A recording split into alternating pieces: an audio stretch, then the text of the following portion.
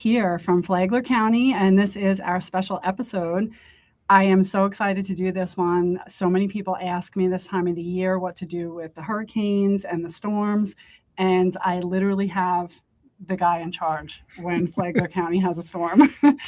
This is Jonathan Lord, and he is with the Emergency Services of Flagler County. He is the director.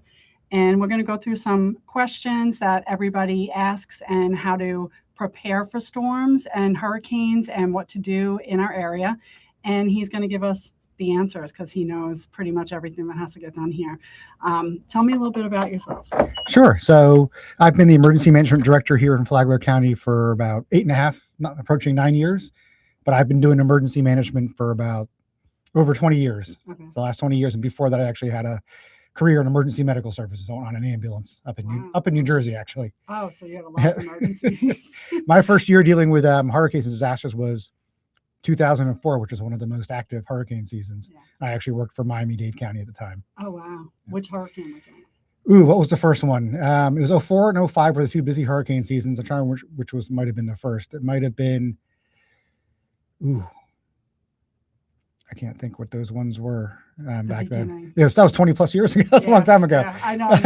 I know Katrina was one of the ones, but what year was Katrina? Was Katrina, that was 2005. That was early. Katrina. That made land, even though it's well known for New Orleans, but it made landfall in Miami first. It went up first, right? Yep. Like it went up. Well, so you've had your run of Florida and you've actually seen the landscape through the years change. Yes, significantly. Yeah. Particularly the population of Florida has grown exponentially. Yeah, which, sorry. I have something to do with I'm not a native Floridian, so I'm part of that too. Yeah. Where are you normally from? So I call New Jersey my home state. Okay. I moved around 3 different countries as a kid in 3 different states, but New Jersey is where I went to high school and then commuted to college in Philadelphia from. So my formative years was New Jersey. Northern and Florida's a good place to move to. Yes, so it's an awesome place to be. Even though with the hurricanes, it kind of outdoes, like up north, there's the blizzards and the storms and the constant gray rain.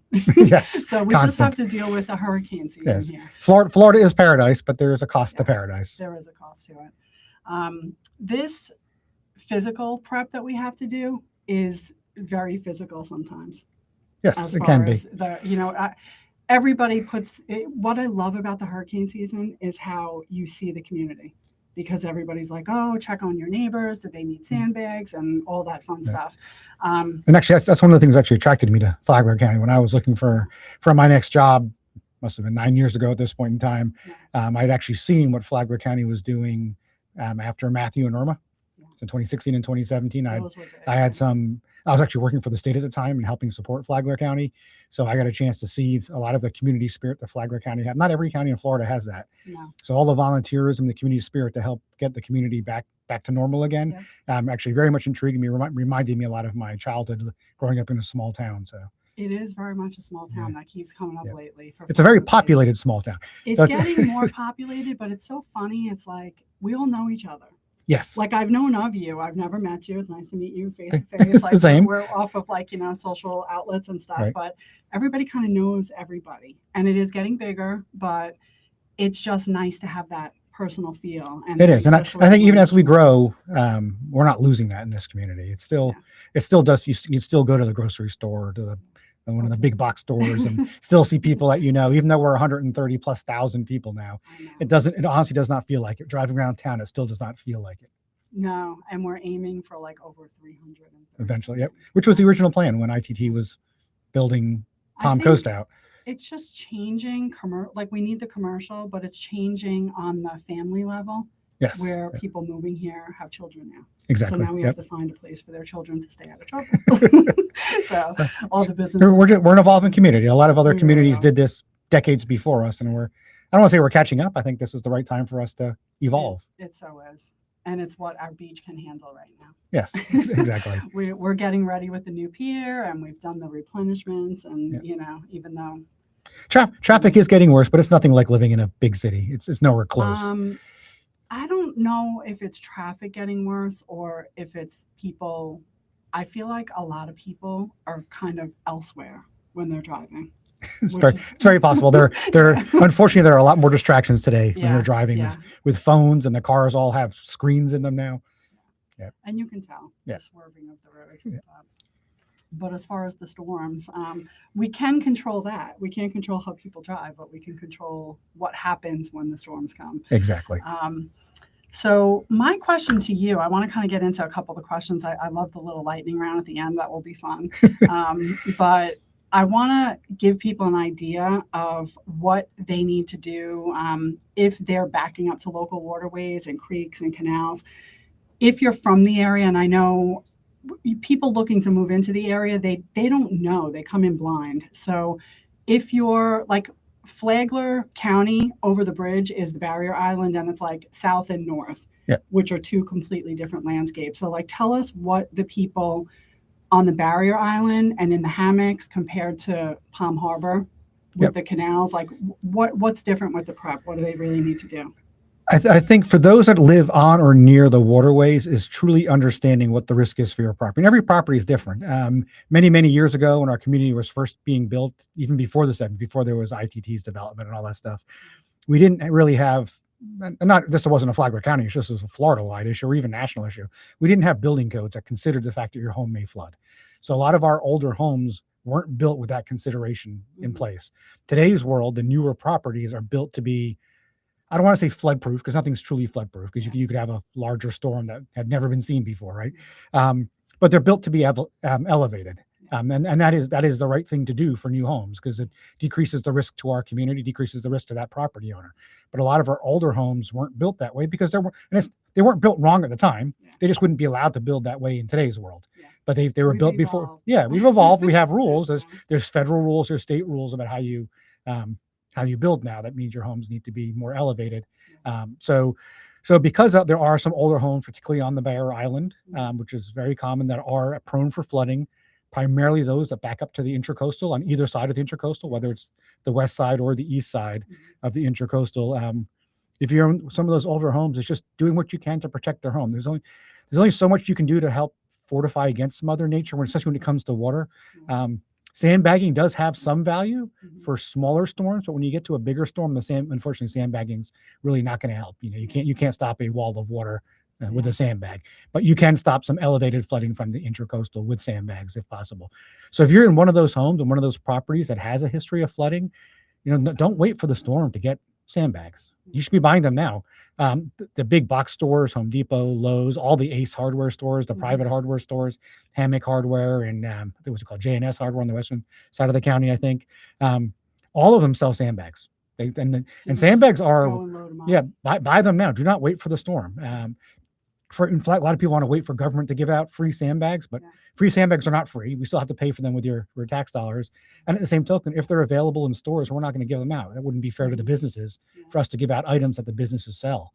So sandbags are super cheap. They cost, I don't say pennies, but when you buy them in bulk, they're not even $1 a piece. They're probably not even 50 cents a piece if you're buying them in bulk.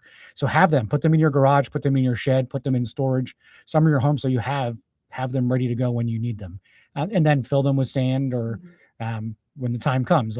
So a lot of times we will provide sand as well. Maybe not the sand bags always, but sometimes the sand.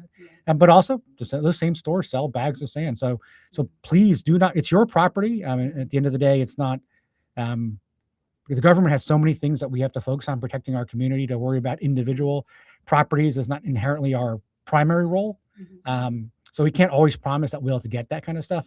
So when you have a day like today, that there's no storm approaching, now's the time to have that stuff and just put it in storage at home. That way you have it and you're not scrambling. Put it on our list. Exactly. Yeah. Put it on the list. And whether you're near the water or not, everyone should have a disaster supply kit. And I don't wait for hurricane season for that. Make sure you have one year round, because it may not be a hurricane. It could be a tornado that impacts your neighborhood. It could be heavy rainfall and regular flooding that isn't related to a hurricane. It could be something like COVID. We ran out of supplies in COVID, right? We ran out of toilet paper, oddly enough, in COVID, Who knew? which doesn't really make a lot of sense. People are just hoarding it because there wasn't a production issue. The toilet paper companies didn't shut down. They were still operating, but people hoarded it, and we see the same kind of behavior happen when a storm approaches. People go to the stores and the shelves become very empty. People empty the shelves faster than the trucks can deliver. Yeah, everyone's restock the store. but everybody eats bread. And there's a storm. bread, milk, eggs, bottled water. Yeah. But that's all stuff you could buy now and have in a disaster kit year round. And then when it expires, you said Doritos or chips, they expire. They last about a year or two. check your kit every quarter, every 3 months, check your First kit and check in, dates. first out. Yeah, exactly. And rotate it through, put it back into your closet for regular use and put the newer thing in the disaster kit. And not everyone can afford to build a kit all at once. So that's another benefit of not waiting to hurricane season, is taking your time. And let's say you go shopping every week. A lot of people do go shopping every week, right? Maybe you buy one item that goes into your kit this week, and next week you buy another one. So it's not hundreds of dollars all at once. It's maybe $1 or $2 here or there. You're buying a couple bottles of water. That's a smart way to Yeah, go. it's just instead of like getting the whole cart of water or and that way it's there. That way you controlled building it and putting it off to the side in a big plastic tub in your house somewhere. So when it's ready to go, it's there ready for you. And it doesn't. The one good thing we have with hurricanes, if there's a good thing, is we have notice. We know hurricanes are coming, but most other disasters, we don't know that they're coming. We don't get a lot of notice. So you won't get the chance. Yeah, you won't get the chance to run to the store. So having that year-round kit that you build up over time is a much safer way, a much more cost-effective way to do it. Yeah, absolutely. I throw a couple things in every time I go shopping, and then you rotate it out. And the important thing about we usually lose power for probably like 2 to 3 days. You can have a generator or not, but to learn how to cook what you have that's in cans, get ready to, have your propane stove so you can have your coffee. And that's key. That's what we call non-perishable supplies. So items that don't require refrigeration or cooking to be able to eat them. So canned goods or boxed goods. There's so many more options than there used to be. It used to all be high salt, horrible stuff now. But there's so many other options that are much healthier. But if you like the high salt and high sugar stuff, then go for it. That's still available too. Shop like a college kid. Exactly. That's your prep food, like raviolis and and those canned things like raviolis, you don't have to cook them. People think, well, I throw it in a pan or I throw it in the microwave to warm, but all you're doing is warming it up. That stuff is all pre-cooked. If you're hungry, you're going to eat it. Yeah, exactly. Hot or cold. It's not going to be gourmet, but if you mix a couple cans around, it could be almost gourmet. The one thing I'll almost guarantee, even in small hurricanes, the one thing that we'll always lose for some period of time, and it may only be a couple of hours, is you're going to lose power, and you're going to lose. In today's world, you're going to lose your cell phone signal for a while. So, and it's usually at 3 a.m. so hopefully it doesn't impact you that much, but that's like the one guarantee I want to give you. And if you say, well, Jonathan, I've never lost power, then you are the lucky ones. Why is it? Why does the hurricane always get worse? After, when it's 12 o'clock or 1 o'clock? Unfortunately, that's just been the way it has been. Our last few storms all make landfall about 7 or 8 o'clock at night, and they're impacting us the worst about 2 a.m. And then by sunrise, it's back to normal again. Yeah. It's weird. There's no scientific reason for that. That's just coincidence, pure coincidence. So I'm like, I wonder why it's always at night. It really is. Yeah, that's just the way our luck has been. On the phone or texting with people. And then I was on the phone. We had a group call from one of them. And I think it was 2 or 3 in the morning. And I was falling asleep on the phone. And we couldn't believe that we still had our phone service. Yep. But it was the doors sounded like they were going to be coming in. It was, I forget what hurricane it was. I was up in Grand Landings, and the houses in Grand Landings held out. So. Yeah, and honestly, our power infrastructure is stronger, but it's not infallible. And our cell towers have backup generators these days. The cell companies don't want to lose signal; they want you to keep using them, right? So that's their business model, is to keep you in service. But they're going to flicker, they're going to move. They all rely on alignment and generators take sometimes a second or two to kick in. So just assume that in a hurricane or even a tropical storm that you're going to lose power for, it might be only minutes, depending on your neighborhood. But all power has some kind of above ground connection. Even if you have underground power, if you want one of the newer HOAs, a lot of those are built to have underground power in the first place. There's above ground power that gets to that underground power in the first place, anyway. And then on top of that, and even underground power is not, indestructible. If you have a lot of flooding, the power lines are underground. You may lose power too. Yes, trees go down and pull power lines out of the ground. So there's no perfect solution, but Florida Power and Light, which provides about 95% of the power in Flagler County, we do have 2 other power companies on the western side of the county too. But they've done a really good job. They've learned over time to harden the grid. It saves them money because they don't want to keep replacing power poles and power lines. It's a multi-million-dollar process to do that. So they've gotten significantly better over the years, and same thing with all the big cell phone companies. Keeping in communication. And I want to ask you, because I'm sure that you know better than I do, there is an app that people download in case the towers go down, where it doesn't it doesn't run on Wi-Fi or anything, where you can like ping people? Yeah, there's Familiar with there's that? a Does couple the different county have products. one? So we don't have that, but there's a couple different products out there that will use Bluetooth or short range communications. Sometimes they come with an adapter on your phone. I just, there are multiple companies. We can't advocate for one or the other, but Yeah. there are backup things that can use your phone almost like old fashioned radios and communicate without the cell towers So going you down. can still like Yeah. check on your family and Yeah, but I would also recommend there's traditional radios. There's just for your like around your neighborhood, your family within the neighborhood. Maybe there's family radio service, which is free, which is little like walkie-talkie radios. Then there's also something called GMRS, which is General Mobile Radio Service. That's a $35 fee through the federal government to use that for 10 years. Oh, And you wow. buy the license once for you and your entire family. Okay. Every 10 years, you have to pay $35 again. Wow. And it lets you use more powerful walkie-talkies. And you'll see them on sale on Amazon, and sometimes the box stores have them as well. But you'll see the initials are GMRS. That's what the radio Okay. will say. But you do have to have a special license for that. But there's no test. You literally just pay a fee for $35, 10 years, and it covers your entire And family. there's like a group in Flagler County, right? I think I saw them on Facebook Yeah. where they meet and talk about what radio. Yeah, there's multiple different radio groups. The old ham radio stuff you used to hear about Yeah, the years ham ago, or radio. amateur radio, that does involve a test, and you have to get licensed for that as well. That's a little more complex than GMRS, but there are groups that help maintain that kind of radio system. We do have what's called a repeater, which helps let that stuff go further away. The county does maintain one of those, and even on the GMRS side, which is the more cost-effective solution, it doesn't involve a test I talked about. We actually have a repeater too that enables people to talk across the county that anyone can use in the county if you have that GMRS license and the right kind of radio. Oh, nice. So we do have some of that backup communication system in place, and not just for ourselves and our responders, but the amateur radio repeater and the GMRS repeater are available for anyone that has the appropriate license to use at no cost. The county maintains that just to make sure that we have that backup kind of communication. Even the county itself with our fancy radio systems that the police and fire use, those are great digital systems, very high-tech systems, but even in the middle of a storm, sometimes that fancy stuff, even on our end, will temporarily fail, and we rely on that backup older style communications that works even when the towers aren't working. Yep. Old school never fails.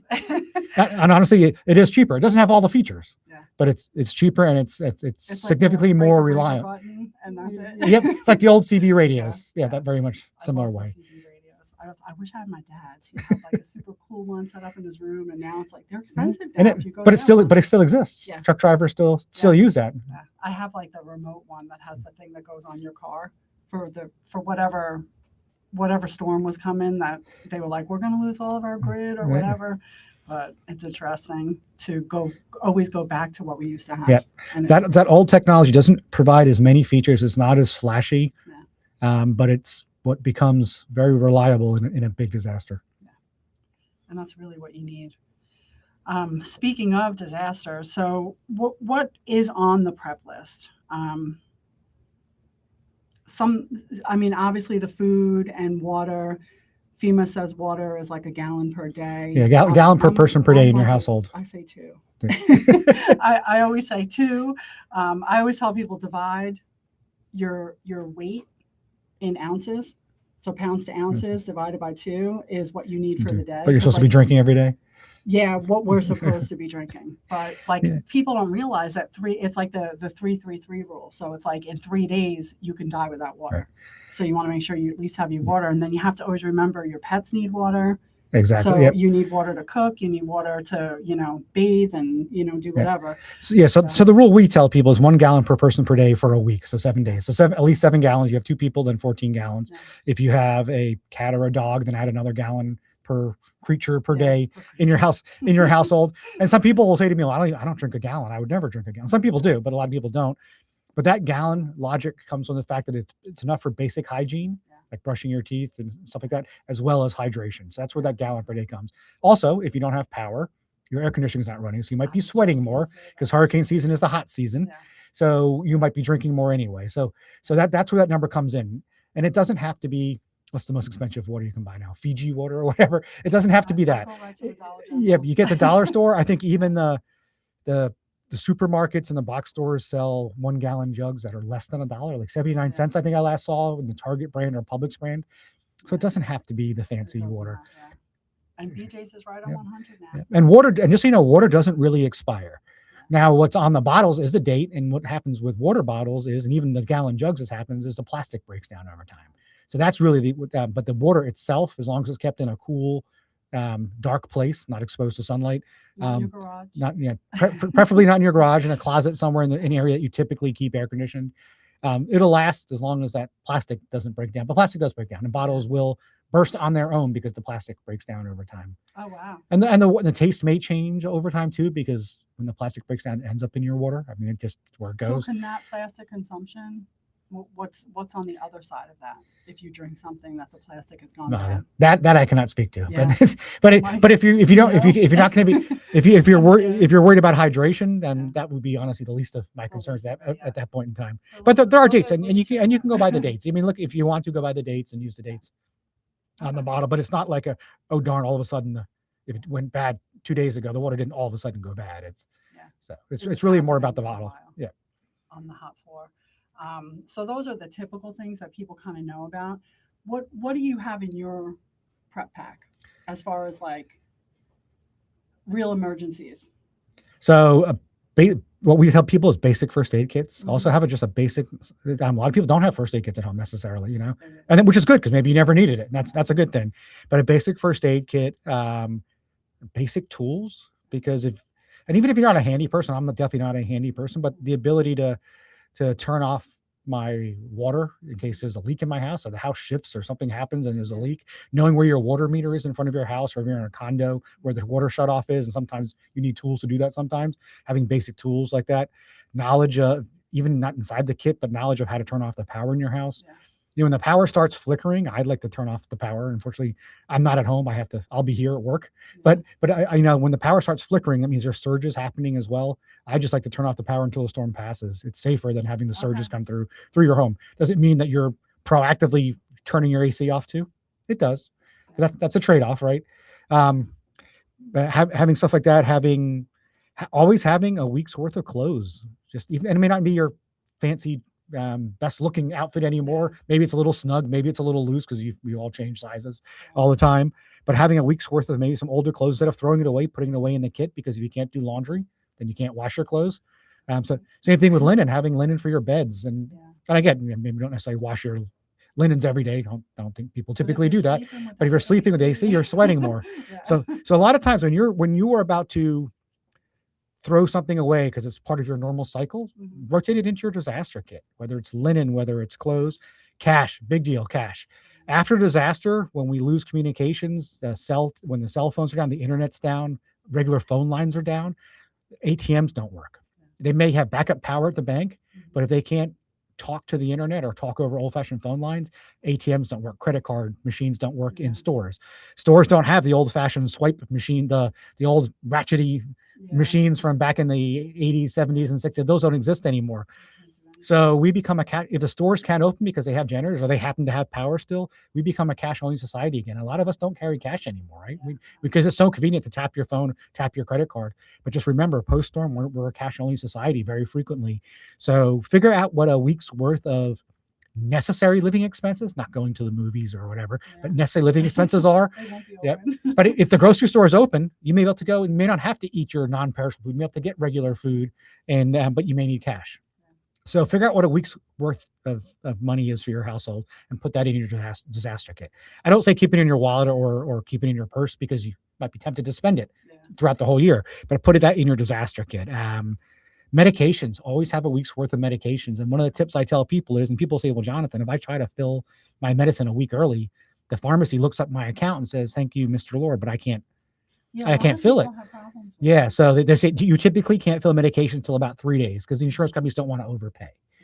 So the secret is, the trick to make that work for you, so you always have 7 days of medications, is this month you fill it 3 days early, and that resets the clock. In 30 days next month, and then so that clock starts day one again the next day.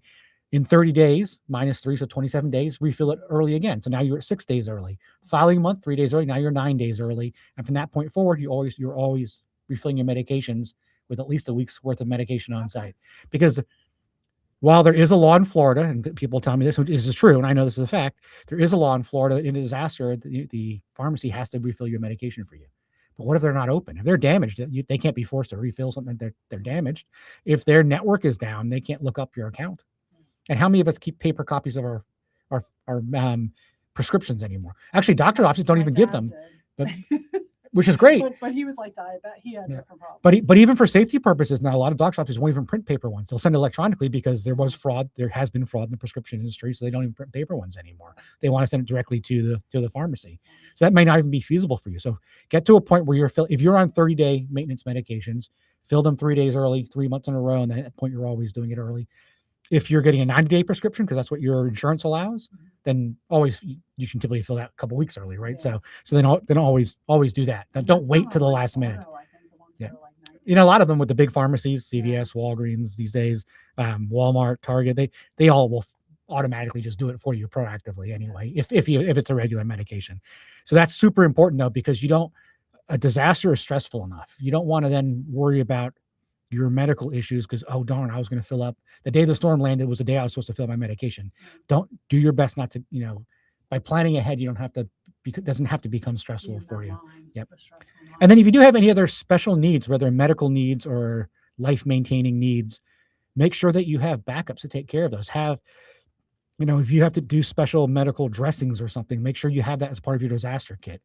If you take refrigerated medications, and it's super important for you more so than other folks to make sure that you have backup power for your fridge, and like the little fridge, or get a small fridge and it can't be those little tiny ones like you just showing in your hands, those little tiny ones. Those aren't real refrigerators. They don't truly cool properly. Okay. It doesn't have a compressor in it, but like a dormitory fridge. Yeah, like one of those, right? And run that off a generator, or they sell backup batteries now. They call them backup battery generators. Okay. That will last on a small fridge for maybe a couple of days potentially. Yeah, that's good. As long as you don't plug 20 other things into it. So there's so many more options that we didn't have even just 5 years ago with these backup systems. What about those? They look like coolers, and they can plug into your car even. Yes.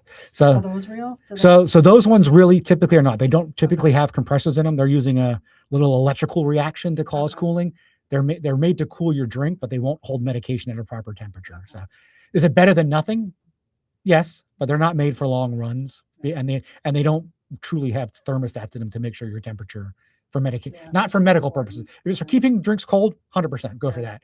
But medications, I'm sure if you have refrigerated medications, there are definitely rules for them that the temperature it has, and you don't want to ruin your medication. Yeah, no, because then that's so a whole other problem. Yeah, so make sure at a minimum that you have some kind of backup power source and maybe a backup smaller fridge, proper but smaller fridge that can run off that power source and maintain your medications for you.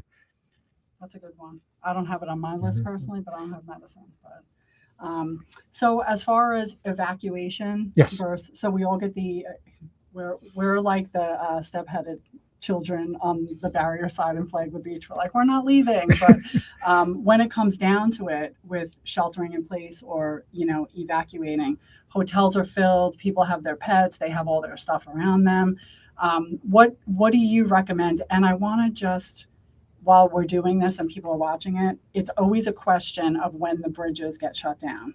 Right. So it's like a certain speed and everybody's like, when is it shut down? And then it's like an argument on Facebook. So tell us what that is. All right. So let me do just a little kind of a primer on evacuation. So in Flagler County, and this really applies to the entire state of Florida or most of the U.S., when it comes to hurricane evacuations, we primarily evacuate because of water, not because of wind. Okay. So Florida particularly has the strongest wind-resistant building code, particularly if your home was built after 2001. If you're on the coast, your home is probably built to 150 if it was built after 2001. As you head further inland, approaching I-95, it's built about 130 miles an hour. And then the extreme western part of our county, heading into the inland part of our state, it drops down to 120 miles an hour is the minimum building code. It does not mean your builder didn't build stronger, but that's the minimum building code.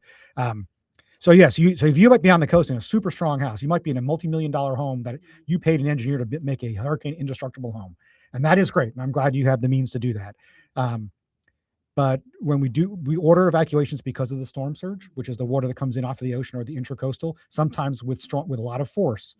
And that's why we order the evacuations typically in a hurricane, with the exception being people that live in mobile homes or RVs. They always get evacuated regardless of storm surge because they're not built to a building code because they're vehicles. Yes. And then we evacuate them all the time. So in Flagler County, when we order an evacuation, and we'll tell you what neighborhoods are being evacuated. Unfortunately, on the island, if you're in Flagler Beach all the way up to Marineland and everything in between, it's not by neighborhood. It's always going to be the whole island because you rely on bridges that could get damaged in a storm. So when we order an evacuation, by default, our evacuations are always mandatory evacuations. However, we do live in a free country. It is your legal right to stay behind. We're not going to force you out of your home in a hurricane. The sheriff's office will not force you out of your home. The sheriff and I see very much eye to eye on this, and but we want people to be aware. It's not just about the storm that's approaching. It's about our ability to provide emergency services to you. At some point in the storm, we can't. When you call 911 for something, we can't come get you. We can't come help you, whether it's someone burglaring your home or whether you're injured. So picture this. If, on a normal day here in Flagler County, let's say you're on the beach and you have a heart attack, someone dials 911 for you, who call 911. We have amazing first responders. Our sheriff's office, our fire departments, we have 3 fire departments. We have one countywide EMS agency that's run by the county fire department. So the ambulance, they show up with a ton of help.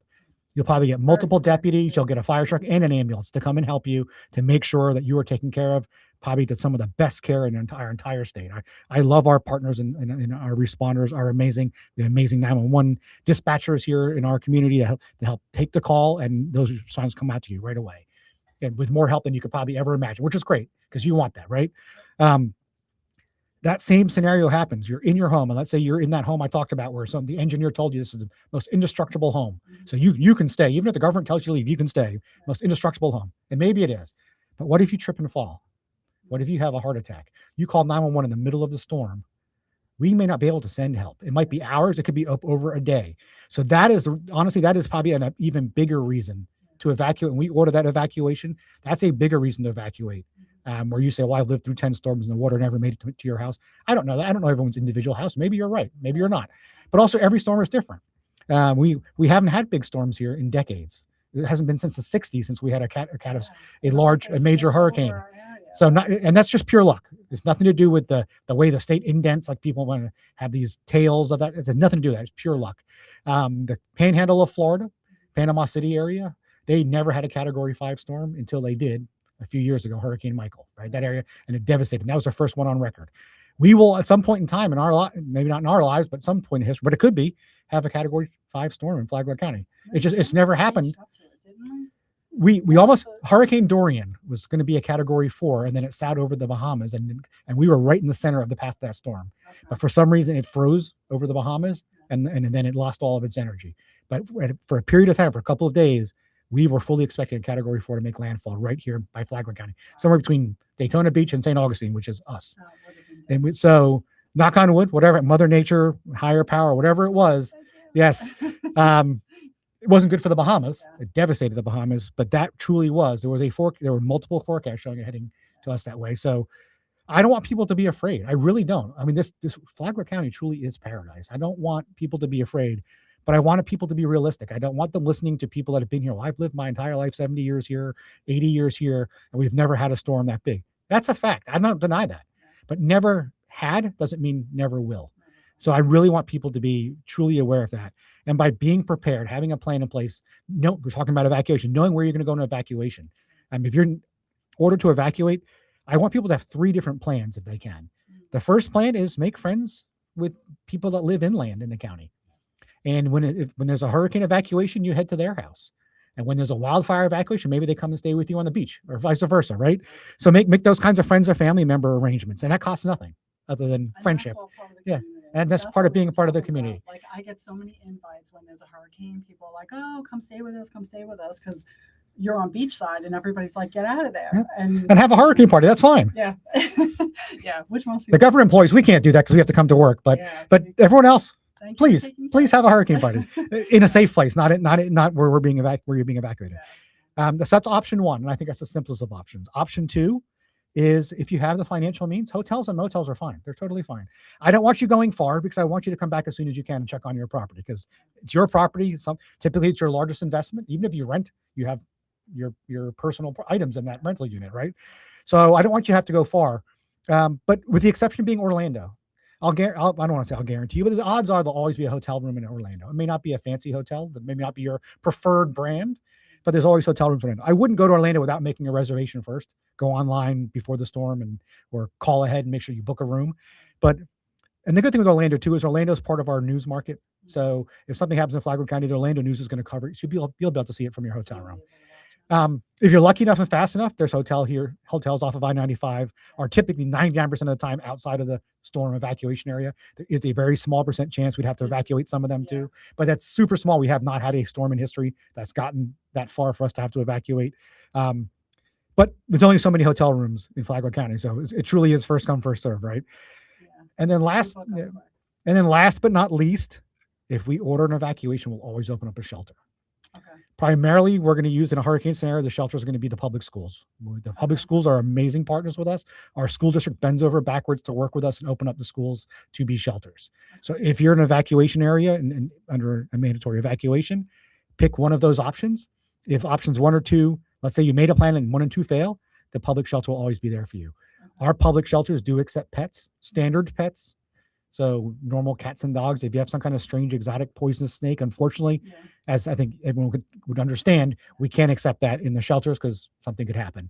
If you have those kinds of animals, ultimately it is your responsibility to make sure you have a plan in place that if you had to be evacuated, that you can take care of that exotic animal. And cats are very limber. Yeah. I left my cats when I went to the hotel, and I was like, they jump on cabinets, up on top, you know what I mean? Now I have dogs, so I would take them with me. Now, when you go into the shelter, your pets have to be in a special. Yeah, so we do ask you to bring a crate. So we ask you to bring your crate, or if it's, I don't know, some kind of small lizard in a tank, then bring the tank or whatever it is. But we ask that you bring a crate with you. For cats and dogs or anything that's crateable, we do have some. We don't have 130,000 residents. I don't have 130,000 crates. So we have multiple dozen crates. So we really do rely on residents bringing their own crates with them, with the understanding that someone just may not be able to. So we do have some backup items. We don't have a lot. Bring crates, bring the food that the pet is used to. Because again, this is going to be a stressful thing for the pet too. So bring their normal food, their normal medication, a comfort toy with them.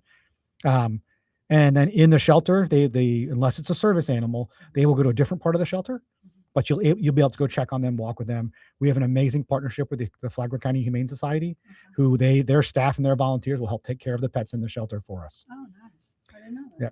So we will typically open one of the shelters. If you have to open multiple shelters, at least one of them will be, as we call it, pet friendly. Yeah.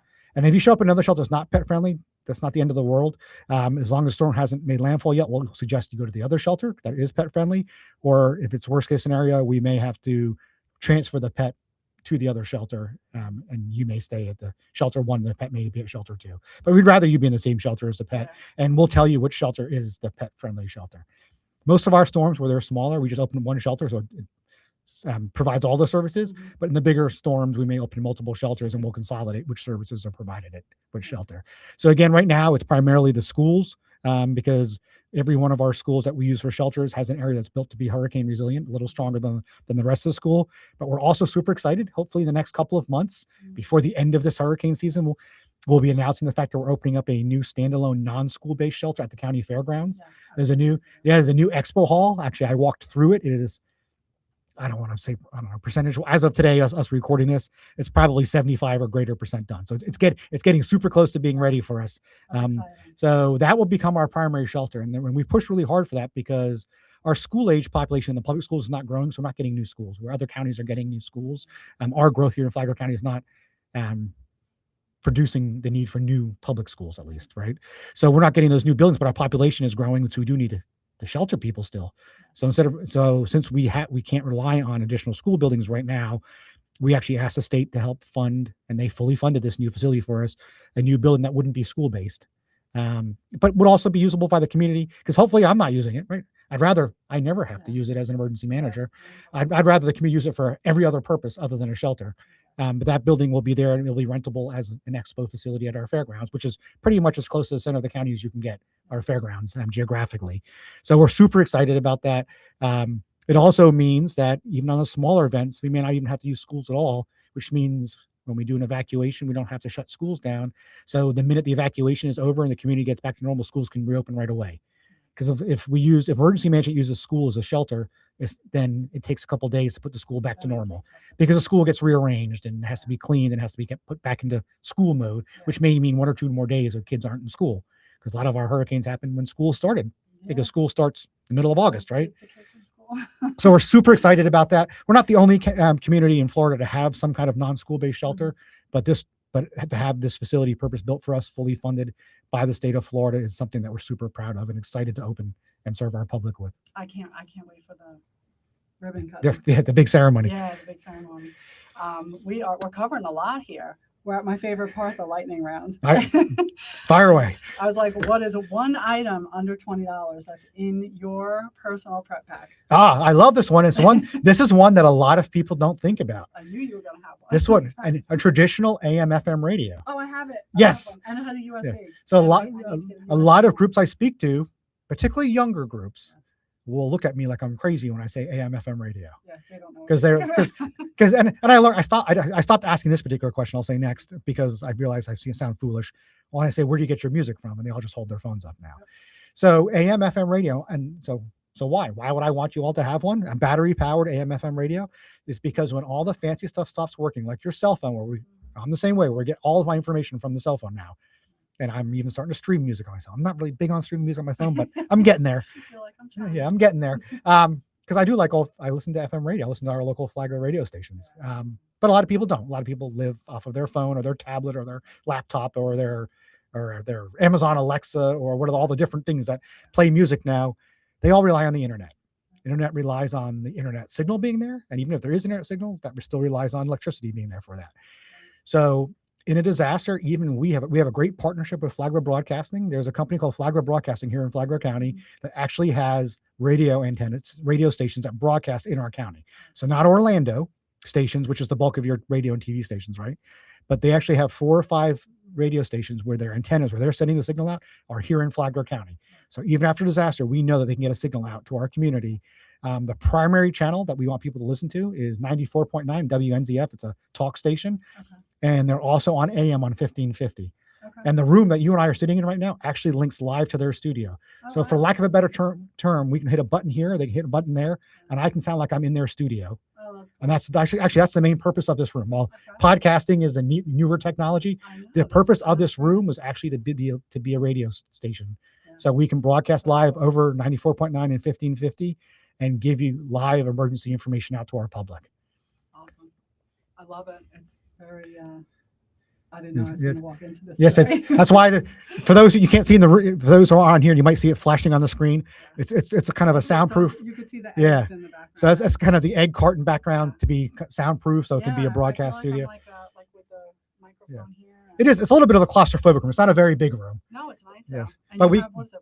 It's 4 mics. Yeah, we have 4 microphones, so we can have a DJ here or a radio host asking us questions, or they can ask us remotely the questions. They can talk on their end. We can put headphones on, hear their question, and we can answer from here. Oh, that's cool. So we ever since this building was built almost 20 years ago, we've been able to talk live over the radio. So while AM FM may sound old fashioned to a lot of the folks watching or viewing your podcast, in a disaster, to me, that's the number one item, because that's how you can get emergency information when the cell phones don't work and the internet does not work, and you can get our information live. It's always about communicating. Yeah. And honestly, and you said under 20, I've seen at home shows where you can get them for free with they'll put a little battery, like a AA battery powered headphones ones. Get the wind up one. Yep. So actually I see them this time of year. Sometimes the box stores will sell the wind up ones, that hand crank. They're great. Make sure that hand crank one also allows you to put batteries in it too, though. Yeah. Because your hand will get tired. Because when you hand crank for like 5 minutes, it lasts for 20, then you're doing it again 20 minutes later. It is a good workout. It's the hurricane workout. Yeah. So that is my number one pick. Number 2 would be make sure you have a flashlight. Yep. And it's a flashlight too. Yes. And so some of those hand crank ones are AM, FM, and flashlight. So if you can find it all in one, that's even better. Yeah. But both of those items together. Please don't. Like $30 now. Yes. Yeah. So a lot of people don't think about them anymore. AM, FM radios. They really don't. Right. I used to have a really nice one when I lived up on Long Island. It was like a hand crank, but it was big. It could have sat in between us, and it was like a hand crank one. So it was nice, but. So please, that and a flashlight. Yeah. Please have those items always. And honestly, both those items you can find perfectly functional ones for $5. It doesn't have to be unless you're going to use it for fancy music. But if it's just for that emergency kit, $5-10 at most. Don't spend more than that. You don't necessarily need to spend more than that unless you want to. Yeah, if you go on Amazon, you can't get it for less than that. But, but we're in the season right now. Yeah, so. You'll see, even the grocery store sometimes have emergency radios at the front during hurricane season for sale. Oh, And the good thing is years ago, and I used to always, if you'd asked me this question a year or so ago or 2 years ago, and we're sitting in here a couple of years ago, I would say, hey, the first 2 weeks of June, that's when you buy all the supplies because state of Florida makes them tax free. yeah. As of last year, they made all the hurricane type supplies inherently tax free anyway, including generators. Generators up to, I want to say, a couple $1,000s are actually tax free now. But so are those AM/FM radios. So are batteries. Bottled water was always tax free. Tarps, in case you had a hole in your roof in a storm, that stuff is all tax free. Sandbags, tax free. Oh, so we don't need to wait for the special. No, as of last year, I don't know the date that they switched over, but as of that's last so year, good to know. it is permanently tax free in Florida unless the legislature chooses to put the tax back. I don't think they would though. No, you know what? Because people need it, Yep. and they'll be more reluctant to kind of hoard it if they're not getting a deal on it. Exactly. Yeah, and then that means you can buy it year round instead Yeah, of waiting and till you the can last get it. minute. Yeah. That's awesome because most of those prep items, tarps and the tie downs. Tie downs, if you live in a mobile home, tie downs. Yeah, right. They're Like, you could tax-free go as to well. Ross. Like Ross has a whole aisle of all that stuff, and it's like $5, Yep. $2. So that's good to know that there's no tax on it. But it keeps you safe and it keeps that peace of mind. It does, and it gives you the ability to, if not everyone has the means to buy all this stuff at once, it gives you the ability to buy one item, Yep. Every shopping trip. Yep. Make it financially feasible for you and your household. Yeah, that's perfect. Well, I feel safer. I'm going to use this to share with the new people coming into the area that have no idea what to do. But Jonathan Lord, thank you. Thank you for having me on. And all your knowledge, and thank you for taking care of us in all this. I think super important for when the internet is working, like a day like today, if you're watching this, is please go to our website, which is flaglercounty.gov. So that's the county website, flaglercounty.gov/emergency. So if you go on there today, you can find out preparedness information, including download our disaster guide, which has a shopping list in it for you. You can also sign up for our emergency alerts. We have a free emergency alert system. So you can sign up to get weather alerts and missing person alerts and evacuation alerts. But we need you to sign up so we know how to send you the alert. And you can give us up to 5 different addresses in the county. And I think it's up to 8 different devices to get the alerts on. Oh, good. But in today's world, because everyone just relies on cell phones, we need you to give us your phone number and your address so we can send you that emergency information. That's called our Alert Flagler system. Yeah. But if you remember anything, flaglercounty.gov/emergency, you can sign up for all that stuff on there. Okay. If you have special medical needs, like you receive medical care at home on a daily basis, we actually have a special needs registry where we make special arrangements for you in a special shelter if we need to, for people with special medical needs. But all that information is on our website. If for some reason the internet is not your friend or you don't have access to the internet, just give us a call at 386-313-4200 during normal business hours, and we can sign you up for the emergency alerts. We can mail you out a disaster guide or tell you where to pick up one. All of the libraries in the county have one. So Flagler Beach Library, the library in Palm Coast, the library in Bunnell, all of the city hall, all have our disaster guide usually available in multiple sitting on a table or a counter somewhere. So please, if you're more tactile and want something in your hand, please pick up one of those guides as well. If you can't pick it up, just make a comment and we'll mail it to you. I'm going to put all these links and the phone number in the description of the video so you can get to them easy. And if you can't get out to get one of these guides that he's talking about, just let us know and we'll mail one to you. Awesome. Yeah. Awesome. This was fun. I like the special ones. I like the storm. This is very important. It's important here. A lot of people worry about the storms with their houses and their family, their animals. So, but the important thing is it is a part of life in Flagler County. I don't want our residents or our visitors to be afraid because you can prepare for disasters. You can't prepare for everything, but hurricanes are predictable. They give us notice. We know what the expected path of the storm is and how big it might likely be. And we know what we can do to better prepare every one of ourselves and all of your households to be better prepared. So taking little steps every day or every week or every month to be better prepared is great. And if you can afford it, putting shutters on your house or hurricane fabric, which is a newer thing. It's a lot lighter than shutters, making your roof stronger. There's grant programs out there. And actually, if you go to the same website I mentioned about, you can find out about grant programs to help offset the cost of making your home stronger as well. Awesome. You saved the best nugget for Yes, we like to save our residents money. That is very important to us to save our residents money. Sure that link is in there too. Awesome. This was fun. Thank you so much. Well, thank you for having me on. Bringing me into this awesome studio. And I look forward to you giving out our emergency info from here. Excellent. To the radio station. And I'm going to put all that information so we can stay in touch with him and follow them on Facebook and all that fun stuff so that you get the first information that comes out for all the storms. Thank you. And that's it. Have an awesome day, everybody.